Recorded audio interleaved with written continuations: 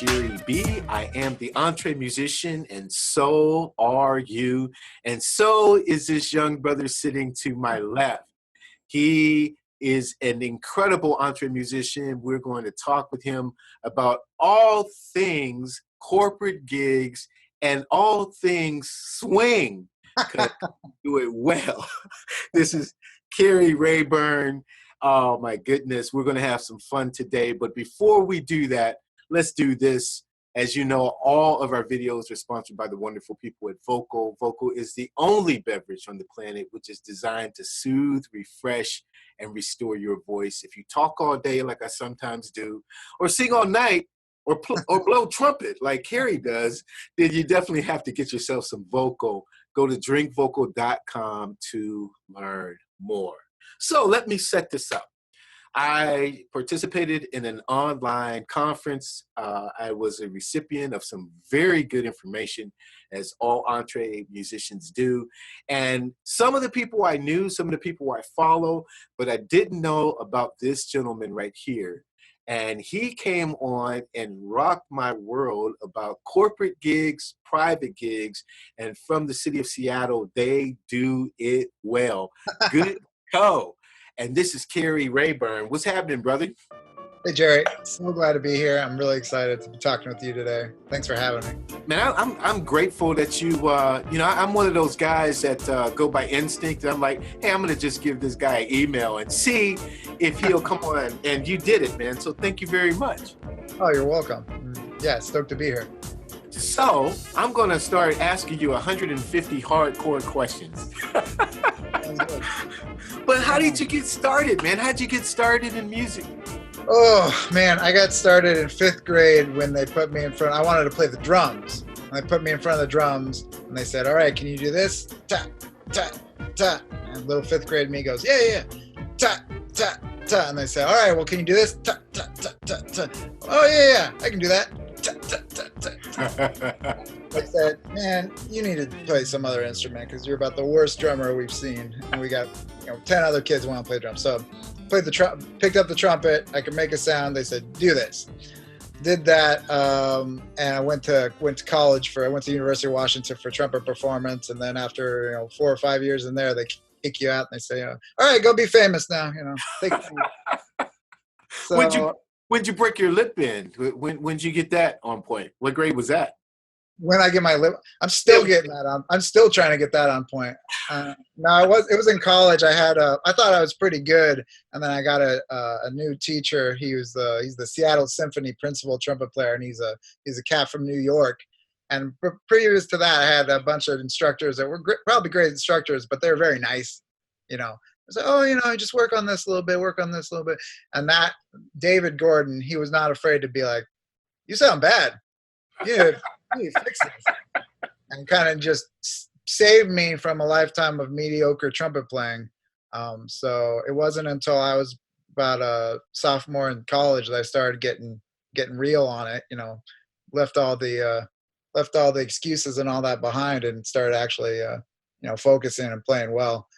So that's amazing. After that, I just started playing in the Seattle scene, and ever since. Been allergic to real work my entire life, so Most EntreMusicians are. You know what I mean?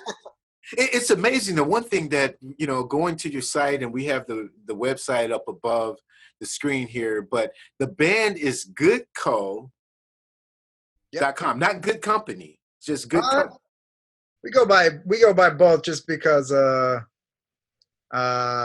we've been called everything from the Good Company Music Band to Goodco to Good Company to we've had some interesting we get the Good Company a lot. The Good Company. So, as long as they write my name on the check, they can call me whatever they want. I can dig that. I can dig it. It's interesting about I've been kind of secretly trolling you guys since that what was it called, Success with Music. Conference. But the one thing, and I said this to you before we started here, but I am a huge fan of innovation. I love originality in music, and you guys do it very well. Now, just for the record, you call it Electro Swing. Electro Swing, that's right. and it is absolutely excellent. How did you come up with that concept? Oh, I wish I could take all the credit for it, but I had a friend. This genre started in Europe. And well, honestly, it actually started around in the 90s when producers would just do one-offs where they would take Jurassic 5 actually has a swing number, or an electro swing number from in the 90s, but it was kind of one-offs where these DJs and producers would take just swing samples and then they would remix them.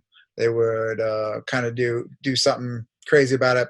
And you would every once in a while you'd run across it in like a remix album they put out or something like that. And it wasn't until around 2000, I want to say 12 or something like that the first band started doing it over in Europe, and made it into a kind of a new genre.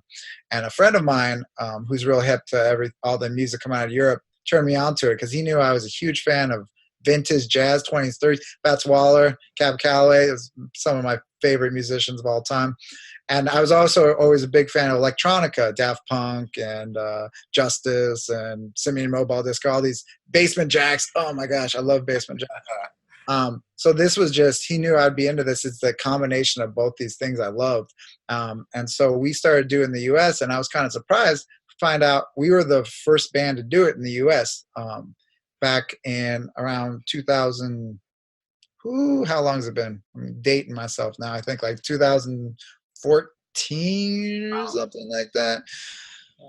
Maybe a little bit earlier. But so we just kind of stumbled into it and started doing our own way. And that was the first band that I'd really done anything for. So kind of just fell into it and started putting stuff out, not knowing what we were doing like a lot of musicians do. And now kind of come a ways from that, and I really enjoy getting to talk to people about avoiding the trials and tribulations that we went through. But that's when you're a pioneer, though, and it's the first time you're making a lot of mistakes, you're making a lot of things happen, but you're cutting down weeds to make it easy for the next guy. Well, hopefully. Well, you guys are doing it well. I mean, the production is polished. The arrangements are right on point, and you guys are just like hitting. Now, three CDs to your credit. Is that right? We got the next one's coming out soon. It's just finished mixing. So excited to be done mixing. Yeah, that's the bastion of purgatory for the musician. That phase, the recording, tracking, you're pretty much on, but making sure that everyone is shining. Yeah. When they do those final bounces in the studio, I'm sitting in the back just going like this. Got my eyes closed. Well, I'm a drummer, and I'm always concerned about how come that hi-hat is in. Yeah. That rim shot is just not sharp enough. Where we at, Yeah. I dig it. So there was another, I think, was this the project that you're working on that was done through crowdfunding? Yep. Mm-hmm. Yeah. And so tell us about that, because I believe there's two albums instead of one, but they're just for those who've contributed, correct? That's right. So what we decided to do, we decided to crowdfund just because we've done albums that we released without crowdfunding, and we found that doing it through Kickstarter just really engages our fan base a lot more. And I mean, financially, it's easier just to have that money there or ahead of time. But really, like, it helps for just building up that. It's basically your launch or a pre-sale, and it just really, we found it helped build interest in it. A sustained interest as well. So it's more than just like, oh, we got an album out, here you go. It's like, we're building this album, we're getting, people are involved at every step of it, so they really feel connected. And it's a cool feeling to have that community too involved in your music. It's also nice when you reach the goal. You set this goal. For me, like, our goal was 5,000, which I thought we could meet. But when you get in a weekend and you're like, I'm at $600, this isn't gonna work. Oh, and you finally reach it, it's a really great feeling. We had this stretch goal to do 2 albums, and we didn't quite get there, but we're musicians, we want to put it out anyways, so we're doing it anyways. That's very cool. I read Ariel Hyatt's guide on crowdfunding, and it's something that I haven't yet dived into. But when I saw that from you, I thought, okay, so if they can do it at the Swing Street, we can try it. We call our stuff original alternative funk jazz fusion, which is cool. quite a mouthful, but I'll check that out. we get the job done. Yeah. So did you choose music, or did music choose you? You mentioned fifth grade. What was it? Yeah. I think music kind of chose me in terms of growing up. My family had music going on all the time in our house, just all sorts of music. And I remember digging through my parents' record collection. They had all the Earth, Wind and Fire, and I remember just looking at those album covers and just being like, this is the coolest thing in the world. And it just was always something I wanted to do. And the thing that really kind of sticks with me nowadays is I'm always happy when I'm playing music. It doesn't matter what type of music it is. It could be country, it could be jazz, it could be playing those real simple early Motown lines or like Otis Redding lines, which are just hits, right? Bop, bop. I'm happy doing that. So I think it's I think I'm stuck doing music. Nobody ever, at least that I've interviewed, has ever answered the question that they chose music, because most people who quote unquote choose music don't last very long. I think that's exactly right. Nobody would choose this profession and stay there. Yeah. I mean, I'm lucky because I married a wonderful woman who has a wonderful job.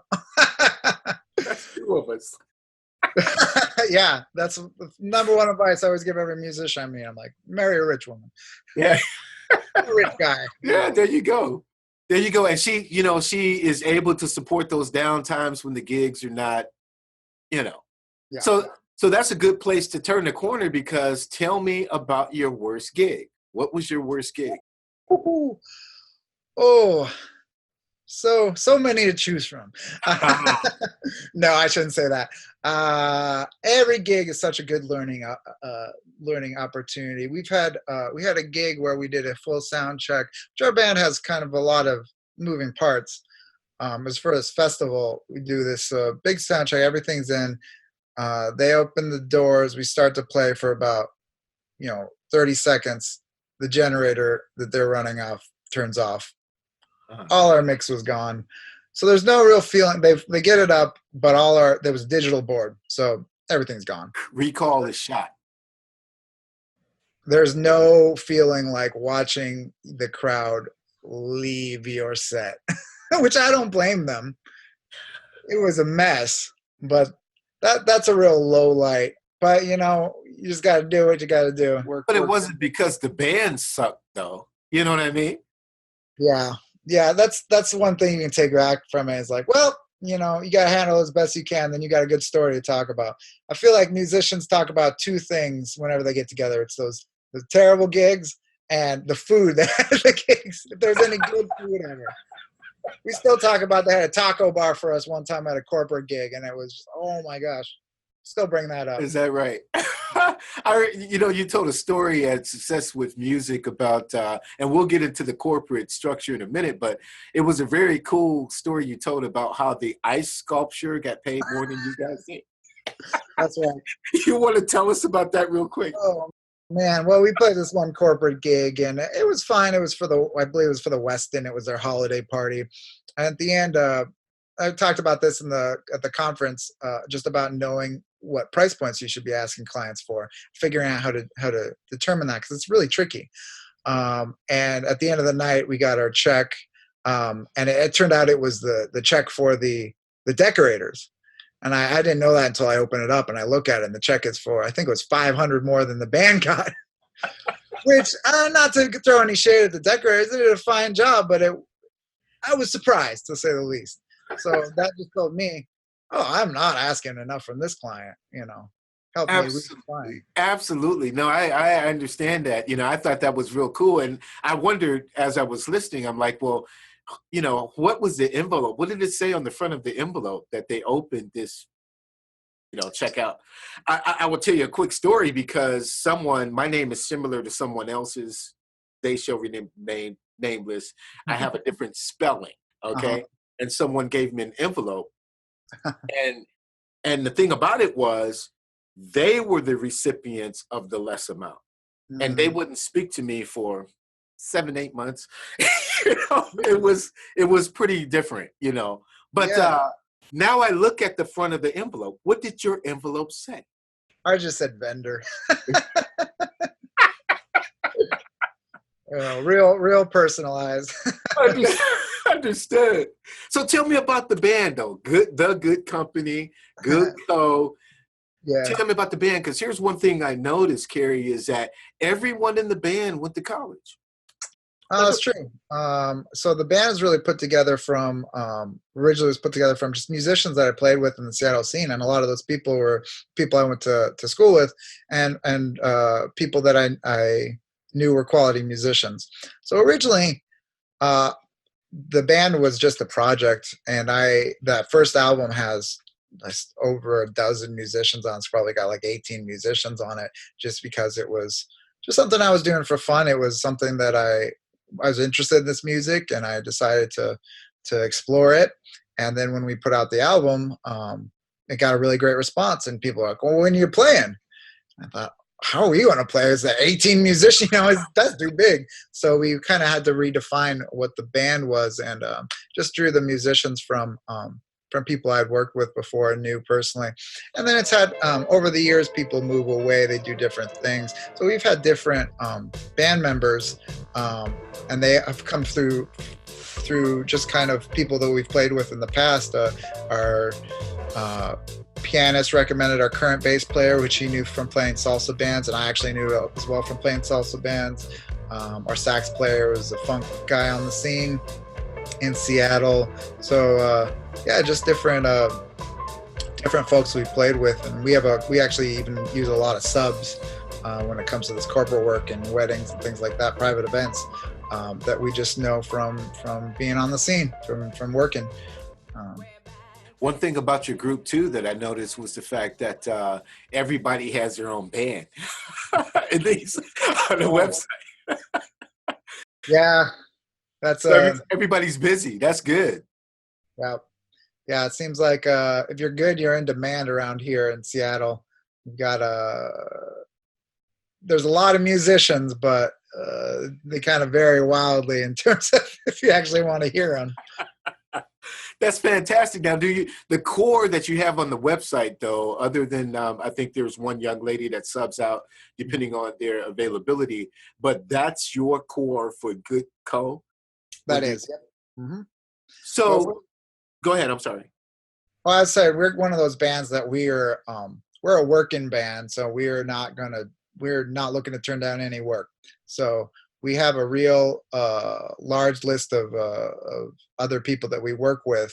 So we really always want to make sure our goal in the band is to make money for the band members, to make enough that they can keep doing music or keep interested in the band, that we can push the band forward. So if we get a call for a corporate gig and our bass player is not free, we're not going to turn it down. We're going to first reach out to all our subs and see if there's anyone that's available, because that's money that's going to be going to supporting the band members and supporting the band itself, making new music. So let's dig into the corporate work, because is that 80%, 85, 90% of what you do over club gigs and other venues? Yeah, I'd say it's about 75%. 75. So what's the pros and cons? So we're here in Ohio, Northeast Ohio, and other musicians in this area, Pennsylvania, Cleveland, Pittsburgh, etc. What would be the pros and cons you would give them from your lofty hotel suite in Seattle? Definitely. Well, those corporate gigs are a lot different than playing a public show. They're not necessarily going to be really artistically fulfilling. You're not going to, most of the time you kind of just need to understand what your role is as the band. Your role in the band might not be to play a great show that audience is, for an audience that's really engaged. The audience is not there to see you. The audience is there to for lots of different reasons. You're there to provide value to the event. You're there to, and it might be to do a great show. It might be there to provide some energy and get people dancing on that. But it might be there to provide background music. It might be there to provide an ambiance. So you really have to understand and kind of come to terms with like what your role is in that case, and treat it a little bit differently than if you're playing a festival or you're playing a club gig. The benefits are really, you do get some exposure. We've gotten a lot of work and referrals out of playing corporate gigs, and the monetary benefit can be really huge. But the downside is like it's not going to necessarily build your audience in the same way that public shows are. Sure. What's the ratio then of original music to cover tunes that you may do? That's a really good question. A lot of times we'll get hired because people are interested in our Electro Swing, and you'll get to the gig, and our Electro Swing is pretty high energy, dancey stuff. And you'll get to the gig, and you're like, well, this is a tiny room that people are having, drinks and trying to talk to each other. So we'll end up playing just a lot of just jazz, a lot of swing. So reading the room and reading your audience is really important. For the one thing I kind of talk about is when you're marketing yourself, being able to have a clearly defined idea of what you're offering to tell to your potential clients. So when it comes to cover gig or playing cover music, it really depends on the situation. If there's a situation where your ambience, people aren't really paying that much attention, you can do your originals, like go for it. But there's situations where you might have a client that's like, well, we really want to get people involved, engaged, having a good time. They're probably going to react really well, way better to well-known covers. Right. So I'd say it really varies. It varies quite a bit. Usually in our sets, we'll play about, I want to say if we're playing the Electro Swing, we'll play about 1 or 2 covers. But usually when we're playing shows, we'll be playing, well, that's not quite true. I guess it depends on the event. Sometimes we'll play about 25% covers. But it kind of depends on that feel. Mm-hmm. That's a very terrible, long-winded. No. I mean, you've got the experience. Now, what is your personal preference, though? You've done them both. So do you really migrate personally to the corporate gigs, or do you still like to get out there to the venues and just flow with the people?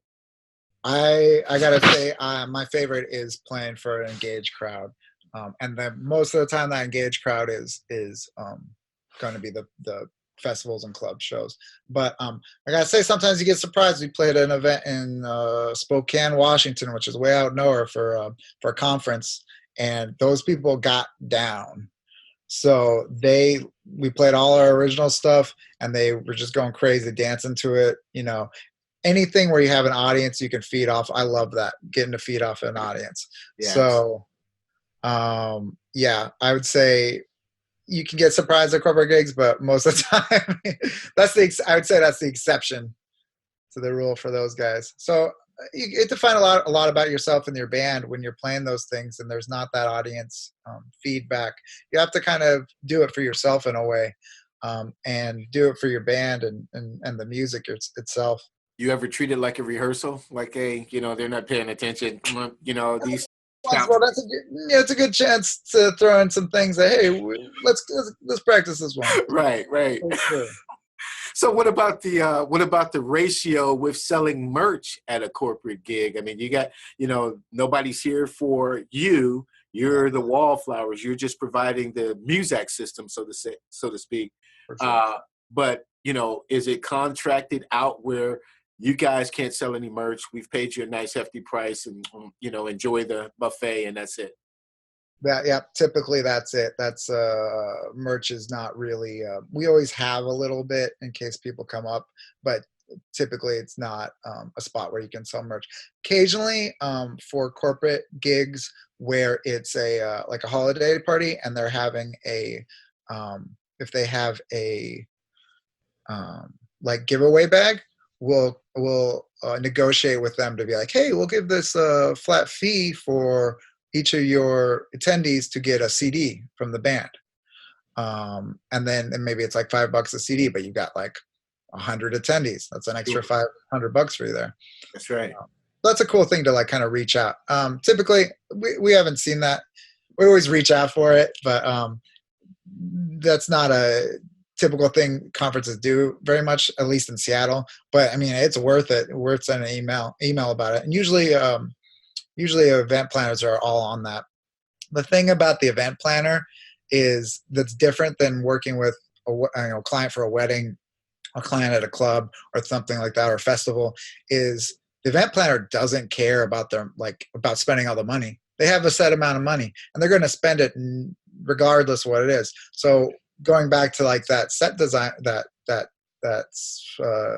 person that was in charge of the decor for the room, they just had a certain amount of money, so they gave it to the decor person. They could have gave it to the band instead, but I asked for a certain amount. So figuring out what that price point is for them is really important, because like from their point of view, they don't care what they spend it on. They just have a set of money. So offering them an added value of like, oh, your attendees can all get this cool CD or download code or whatever. Then they'll probably, if they have the funds for it, they'll be like, oh, that's a great idea. Let's do that. Right. So you have to be pretty upfront in saying, excuse me, but what is your budget for this event? Yeah, it's a little bit tricky. What I like to do is I like to talk to the people face to face. The event planner. Yeah. The event planner, yes. Because say you get an email or most of the time we get emails for inquiring, asking what a rate is. And we make sure to have lots of different like price points for people, because we don't want to lose out on the work. We're happy to take all their money, but if they have a smaller budget, we want to have options that we can do that as well. So say they had a budget of $1,000, then maybe we're playing as a smaller piece. Maybe we're playing as a 3 or 4 piece or something like that. Or if they have a budget of 5,000, then they're getting all the bells and whistles. They're getting the 18 guys. Yeah. But yeah. But what I like to do is I like to talk to them directly on the phone, because if you go through an email, it's not much of a connection. You don't have really a personal touch with somebody. And if you say, well, this is our rate, our usual rate. Sorry, our usual rate's $2,500. They get that email and they just see, oh, that's outside of my budget. All right, that's the end of the conversation. Yeah. Or maybe they see that, they say $2,500. Oh, great. Well, I had a budget of $5,000, so I'll just give that $2,500 to them, and then I'll spend the other $2,500 on something else. Right. So if you talk to them in person, it's really hard to directly ask the question, hey, so what were you looking to spend for your band? Did you have a budget in mind? It's really hard for the event planner to go, no, tell me what you want. Like, sure. They're gonna, yeah. I remember talking with a bride once, or a groom actually it was, and I asked him, well, do you have a budget in mind for this? And he goes, it's $2,000. And at that point I go, great, that's what we play for. I'm giving you a break too. Yeah. So like in these situations, it's like a lot of musicians get like real hung up talking about money, because we've been told them a million times, oh, it's all about the art. It's about the art. Well, this money is about you making your art, being an artist. So, and in these cases, like the event planner, it's really not a personal thing for them. Like they're obviously interested in you, or they wouldn't be talking to you. And now you're just trying to figure out, okay, how can I provide, like, I'm going to provide the best value for them, and figure out where their price point's at. You have to also kind of take it to yourself, be like, I'm worth this much. Like what I'm doing is valuable. Absolutely. You got to start with yourself being like, what is my value at? And for us, our value when we asked, like, it was at this number. And then as we got better and as we felt better and we realized, our value was higher, we started asking for more and more and more. And it's a little bit situational too. So if it's a small event, you got to kind of gauge, like, if you're asking for 2,500 and they come back and you're like, our budget's $1,000, you got to kind of decide, oh, is this worth it for us? Sure. What you kind of have to have this thing set in your mind, especially if you're talking on the phone. You can't be like, oh, let me get back to you. Right. Unless well, there are a couple articles. This is years back. You don't have to necessarily be the main decision maker during that point of the negotiation. Mm-hmm. Hey, I have to get back to the guys. I'll call you tomorrow. Boom, boom, boom. Perfect. You know what I mean? Kind of gets you off the hook a little bit. Yeah, that's a great technique I actually use for if they have a lower budget. Like sometimes you just have to give them a number. Sure. And you'll hear back and they'll be like, there's been a lot of times that I'll be like, okay, well, we're going to, we'll cost X amount. And they say, oh, you know what, our budget's, or I don't hear from them, email them back and they're like, oh yeah, well, our budget's 1,000 less or whatever. Yeah. And then I can go, oh, you know what, let me talk to the band. Right. Because you don't want to just be like, we'll do it for that. Because that lessens your value. Absolutely.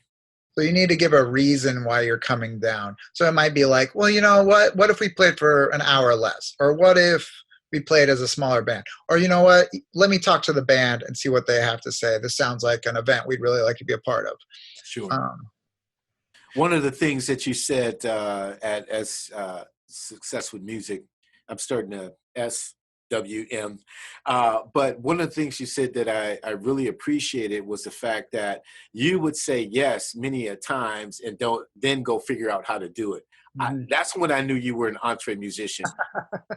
Because we've been in situations where, oh, well, we need a DJ, we need to do this. And you're like, at first while you're on the phone, you may not have a clue, but hey, that gig is going to help do this. And so you would go and make it happen.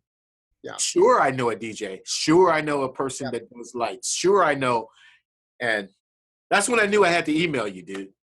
I got to be a hustler. And that's what it is. And I really want every person that I work with to, when they think about entertainment, when they think about music, they think about me. Because even if it's like something I don't do or our band doesn't do, if it's like providing dancers or something like that, or a band that's totally different, I'm going to be able to recommend, I want to be able to recommend people that I know are going to do a great job and are going to be part of my community as well. I'm supporting my community. That's right. So I want to make it that I'm like their one stop, because event planners and really anybody wants somebody that's like, if you bring a problem to them, they just say, leave it with me. I got it. Take care of it. And then they go, great, moving on to the next thing. Exactly. And being that person, that go-to person is absolutely right on point, man. I salute you on that. Now I have to let's get back to the music for a minute, because are you the principal writer, arranger, producer of what's happening? It's all my fault. In a great way. Yeah, our pianist Jake does help with the arranging, some of the arranging now. More when I first started out, it was all me putting it all together. And one thing I've actually learned as we've gone along is to take in, to ask for help from people in the band to get their input, because our drummer Joe is a heck of a lot better drummer than I will ever be. So I'm going to come to Joe and be like, let's talk about this. Saying, yeah, exactly. That's what every song would sound like. It was up to me. But our pianist Jake, he's a great musician. So like utilizing these different aspects, I think has helped take our music to a higher spot. Mm-hmm. And personally, I get like burned out. I remember even on our second album, I remember having a song that I had pretty much down, but I was just like, I don't know. I can't figure out a bass line for this. I don't know what this be. Because I used to be that real guy that get in and did everything. And our bassist came in and he's like, well, what about this? And he puts down this funky bass line. I was like, yeah, that's it. There you go. Nailed it. Boom. learning to like, not just put it all on yourself, that people could bring value to things that was a real learning lesson for me, and it helped me helps the music, and it helped me be a lot less insane.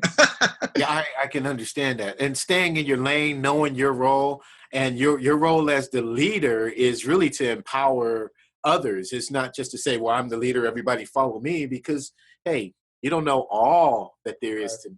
So bringing your team in and help building them so that you can quarterback, somebody's got to catch, somebody's got to run. Yeah. And you're doing it. I really salute you on that. It's amazing how fast 40 minutes can go when you're having fun. Yeah. We are. Man. But let me ask you this question. What question did you hope that I asked and I didn't?